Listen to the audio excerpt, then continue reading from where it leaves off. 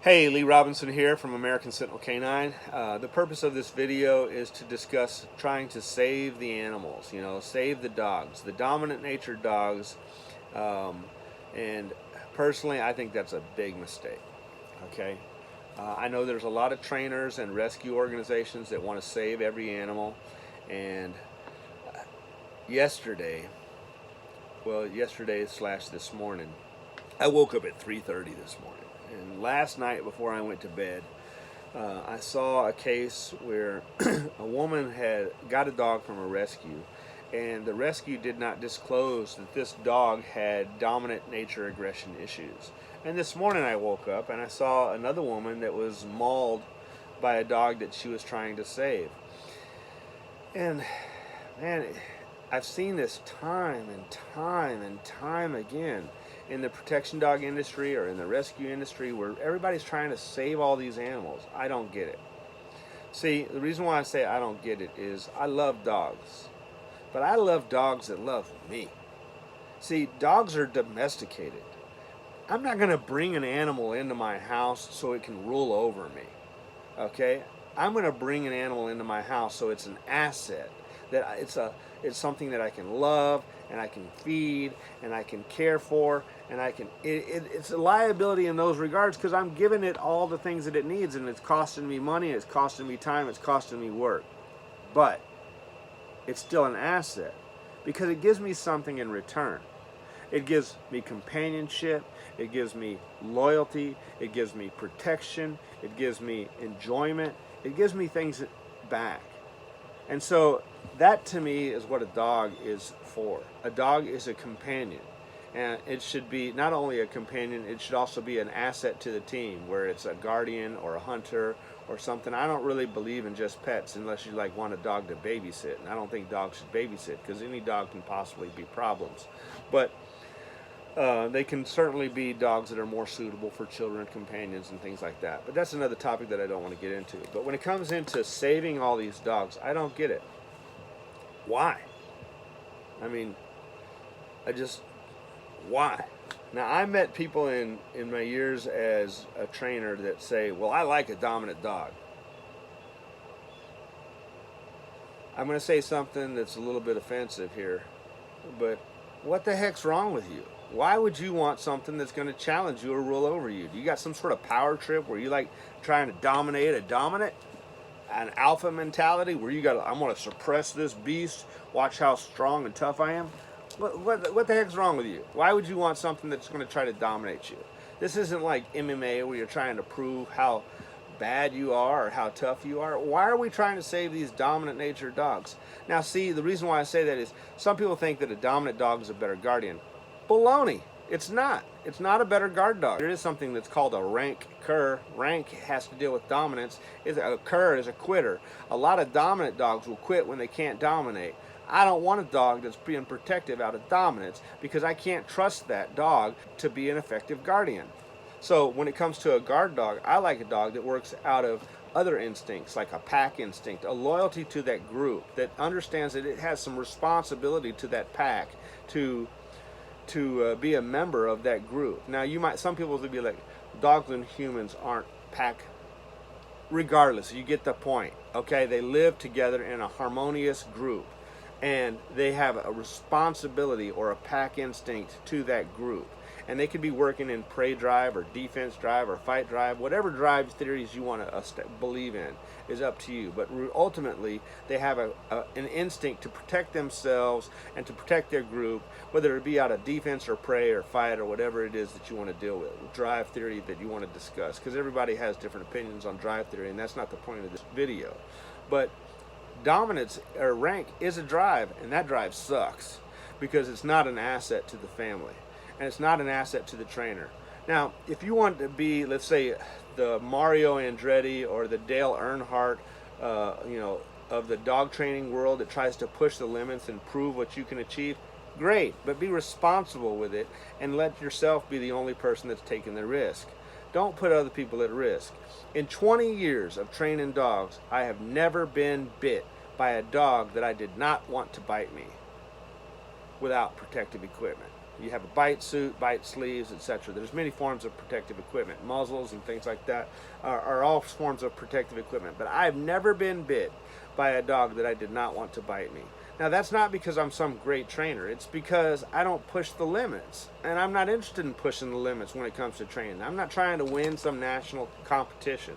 I'm trying to breed the best dog I can to be a family companion guardian. And to do that, I want other drives that cause that dogs to excel in that regard. And why are not more breeders doing this? They feel like a dominant dog is going to be a more effective gladiator. Well, you should learn a little bit about gladiators, because gladiators, true gladiators, are not interested in dominant. They're not like trying to hold somebody else's head down. They're interested in combat. And combat is not about dominance. Combat is about the elimination of the opposition. Not dominating the opposition, but eliminating the opposition. And if you want to dominate me, you are now the opposition, and you deserve to be eliminated. Now, don't get me wrong. I'm not saying that I've never encountered a dominant dog. I have. I just don't want to deal with them. And I'm also not saying that a good trainer never gets bit. There's two reasons why a good trainer could get bit. If you put in enough time, you might encounter these things. One is you slip. You twist your ankle, you pop a tendon in your knee or something, and you go down and you're not able to control your body and you fall within the bite zone. Okay, that can happen to anybody. All right, a slip and fall or something like that, that can happen. Whether it be the handler or the decoy, that can happen. And when we train dogs, we accept that risk. And I'm not like the Michael Jordan of the canine world. I take precautions. Now, some people might be like, you take precautions because you're afraid to get in close. No, I get in very close. And I've not only flanked dogs and things like that, I've even flanked their cheek right next to their mouth. But I've always tried to stay within good judgment. And I know the flank is on the side, but you get the point. Where I've reached in and done civil agitation without protective equipment, and I've still never been bit. Because when I want to get in really close, I like that dog on a back tie. Because when you want to get in really close, you can't have any slack or elasticity in the line, and handlers are kind of elastic. When that dog lunges, they go forward, and I need that perimeter defined of what the dog can reach. Another reason why a person can get bit is because of an equipment failure. And by equipment failure, I'm not talking about neglected equipment. A good trainer is not going to neglect his equipment. But it's always possible to buy a clip that looks fine, but the internals, the metal on the inside is flawed, and we can't visually detect that flaw. You know, it's possible that a chain link looks sound, but when you put it under load, it snaps. That's always possible. So that's really the only two reasons why a trainer, in my opinion, should ever get bit, is a slip and fall or an injury, that, like in the ankle or knee, that causes slip and fall, or a failure of equipment. Other than that, you should not get bit. Now, I do understand that somebody that's trying to push the limits might get bit, but kind of like a race car driver pushing the limits on the tire. You know, you take that. If you have a sound tire, you should never have a blowout, and so you should not neglect your tires. You take care of your tires, but it's always possible to get a bad tire. And a blowout from a bad tire that causes a wreck, it's going to happen, you know, probably if you're in the race car industry. I'm not a race car driver. I'm just making an analogy here. They're going to go as fast as they can, and they're riding that limit, and when they go too far, they're going to have a blowout. And when they do, it's going to cause a wreck. And so I'm not trying to get to that. And the reason why I'm not is because I have other responsibilities. It's not always just about me as a trainer. It's also about me as a provider to my family. It's also about me as the one who's the protector of my family.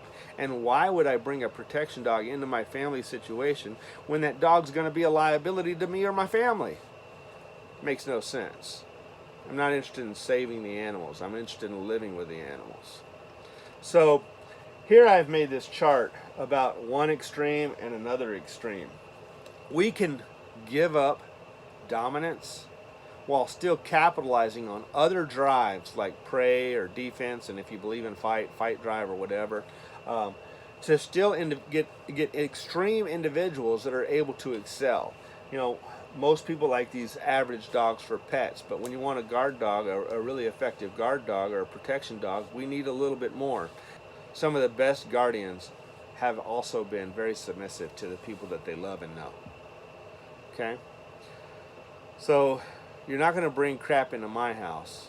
And in 20 years of dealing with dogs, I've only had one dog that I have owned that became a rank dominant natured dog. And it was a dog that I bought at 8 weeks of age, and it spent a lot of time in our house, and it spent a lot of time in the kennels and back and forth, just like a lot of our dogs do. But when it got older, I saw some warning signs, and I said, you know what, I can still deal with this. So I didn't eliminate the dog at that point. I said, I can deal with this. Let's try to work with the dog, and I dealt with it. But then it got to a point where it reached the limit of my comfort zone. It didn't reach the limit of my skill set. It reached the limit of my comfort zone. I was now approaching an area of my comfort zone where I was like, okay, this could go wrong. This could get ugly. I'm not saying it will get ugly. I'm saying it potentially could. It's kind of like when you're mountain climbing and you're hanging over a cliff and you got a good grip of something. Maybe you have a good grip and you can get up, but you know that you're in a danger zone. All right, so you better make sure that you don't have a slip and fall. All right, I did not trust this dog anymore, and I was not decoying this dog. So what did I do? I eventually put a muzzle on that dog, and we put that dog down because I have other responsibilities. Now, if you want to risk your life trying to save these dogs, I hope you understand that when it's too late and you slip off that cliff and you fall, you're not in charge anymore. Gravity's in charge. And hopefully when you make that impact, that dog didn't take your life, or at least cripple you for life, maim you for life. No dog is worth what you bring to this earth. Your life matters to you. Your life matters to your family, and you need to accept responsibility for yourself. You need to accept responsibility for your family, and you need to accept responsibility for society. These dominant natured dogs, in my opinion, they do not deserve to be cared for, fed, given medicine. They don't deserve our time if they've proven that they want to be in charge. Okay? They're not in charge. They're domesticated, and humans are in charge. Stop trying to save every animal. They don't all deserve it. Anyway, that's my opinion. Y'all have a blessed day and be safe.